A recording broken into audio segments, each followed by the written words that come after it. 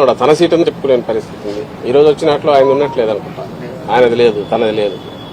ఇప్పటికే డెసిషన్ తీసుకుంటే ఎక్కడ పోటీ అని చెప్పిండి అలాగా, అది రాలే. కుప్పమన్నా ఉందా?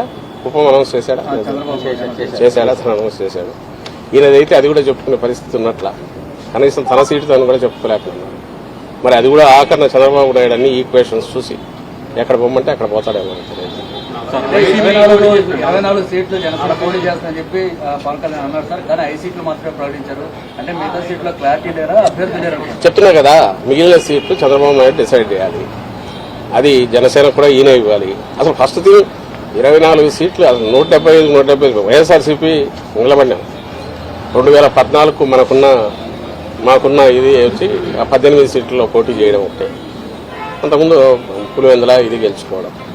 అలాంటిది 2014లో ఎన్నికలకు మొత్తంగా ప్రిపేర్ అయ్యాం. అంతకుముందు స్థానిక సంస్థలు కానీ, అంటే రాజకీయ పార్టీ విశ్వసనీయత కలిగిన నాయకుడు ఉంటే ఆ పార్టీ స్ట్రక్చరు 175 కాన్స్టిట్యున్సీలు 175 పెట్టాము. తెలంగాణలో కూడా ఎక్కడైతే మేము వద్దనుకున్న చోట కూడా కొన్ని చోట్ల పెట్టాము. 6% ఓట్స్ ఆ రోజు తెచ్చుకున్నాం పోటీ.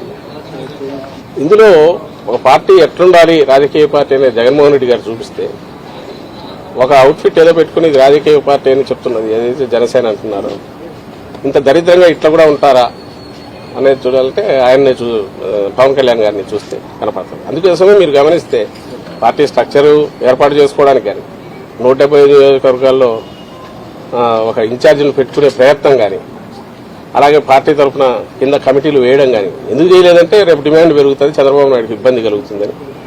జస్ట్ ఊరికే పార్టీ పేరు, గాజు గ్లాస్ గుర్తు ఈ రెండు పెట్టుకున్నాడు.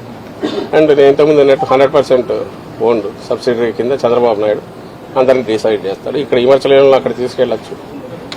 అది ఇంకా ఆలోచించుకోవాల్సింది ఈయన మీద హోప్ పెట్టుకుని పవన్ కళ్యాణ్ మీద ఇన్నాళ్ళు కలలు గంటూ వచ్చిన వాళ్ళు ఎవరన్నా ఉంటే వాళ్ళు ఆలోచించుకోవాలి. వాళ్ళ పరిస్థితి ఏంది, వాళ్ళ ఆఖరికి ఏమి ఇది అవుతుంది అనేది వాళ్ళు ఆలోచించుకోవాలా. ఇప్పటికైనా రియలైజ్ కావాలా. అంటే ఇలాంటి చంద్రబాబు నాయుడుకు లేకపోవడం, 175 స్థానాల్లో ఇన్నాళ్ళు అధికారంలో ఉన్న తెలుగుదేశం పార్టీ 175 స్థానాలకు అభ్యర్థులను డిక్లేర్ చేయలేకపోవడం. Please subscribe .news.